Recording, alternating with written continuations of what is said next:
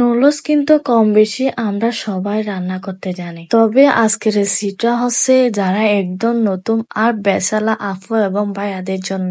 খুবই অল্প খরচের মধ্যে বাসায় থাকা জিনিসপত্র দিয়ে তৈরি করে ফেলতে পারবেন এই নুডলস রেসিপি। চলুন তাহলে দেখে আসি। আসসালামু আলাইকুম, welcome to my new video. এখানে কিন্তু আমি নিয়েছি 4টা ম্যাগি নুডলস আর 2টা ডিম। এই ম্যাগি নুডলস গুলা দোকানে পাওয়া যায় মাত্র 10 টাকা করে। আর রেসিপিটা যদি ফলো করেন তাহলে কোনো ধরনের সমস্যা হবে না যে কোনো নুডলস রান্না করতে। এখন নিয়েছি একটা প্লেটের মধ্যে মাঝারি সাইজের 2টা পেঁয়াজ কুচি আর অল্প করে ব্রয়লার মুরগি, এগুলা সবসময় বাসা থাকে। এরপর নিয়েছি 4টা কাঁচা লঙ্কা, একটা টমেটো কুচি।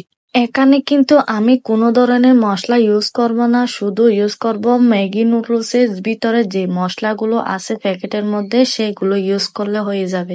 এরপর চুলার মধ্যে একটা ফ্যান বসিয়ে দিলাম। কোন এই ফ্যানের মধ্যে কিছু পানি অ্যাড করতে হবে যাতে নুডলস গুলো দিয়ে সিদ্ধ করা যায়। পানি দেওয়ার পর যখন এরকম ব্লক ওঠা শুরু করবে তখন এই নুডলস গুলা দিয়ে দিবেন এক একটা করে।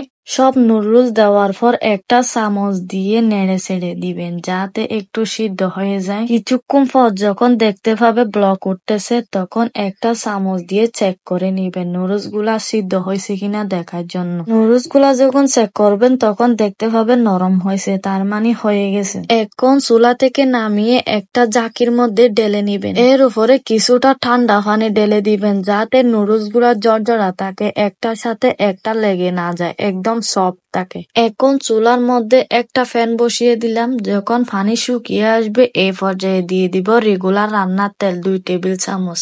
তেলটা যখন গরম হয়ে আসবে এই পর্যায়ে দিয়ে দিব পেঁয়াজ কুচি। পেঁয়াজ দেওয়ার পর একটা চামচ দিয়ে নেড়ে ছিড়িয়ে দিব যতক্ষণ পর্যন্ত ব্রাউন কালার হয় না। ব্রাউন কালার হলে স্বাদটাই অন্যরকম হয়। এখন মুরগির মাংস দিয়ে দিচ্ছি, একটু হালকা করে তেলের মধ্যে ভেজে নিব যাতে কোনো ধরনের কাঁচা রয়ে না যায়। মাংসগুলো হালকা করে ভেজে নেওয়ার পর এবার দিয়ে দিব ডিম। ডিমটা দেওয়ার পর সাথে সাথে গুলিয়ে নিবেন না, একটু হালকা করে ভেজে নিয়ে একটা চামচ দিয়ে এভাবে কেটে কেটে দিবেন যাতে খেতেও ভালো লাগে, দেখতেও ভালো লাগে।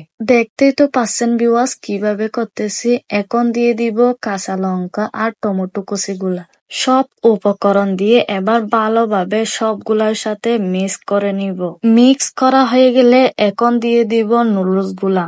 সব নুডলস দেওয়ার পর একটু নেড়ে ছেড়ে এখন দিয়ে দিব নুডলসের থাকা মশলাগুলা। বাসায় এভাবে নুডলস তৈরি করলে শরীরের জন্য খুবই উপকারী, খুবই হেলদি হয়। আপনারাও একবার বানিয়ে দেখবেন, আশা করি ভালো লাগবে। এখানে আমি আপনাদেরকে খুব সহজভাবে দেখানোর চেষ্টা করেছি, আশা করি ভালো লাগবে। সব মশলা দেওয়ার পর এখন আমি সব মিশিয়ে নিব মশলাগুলোর সাথে।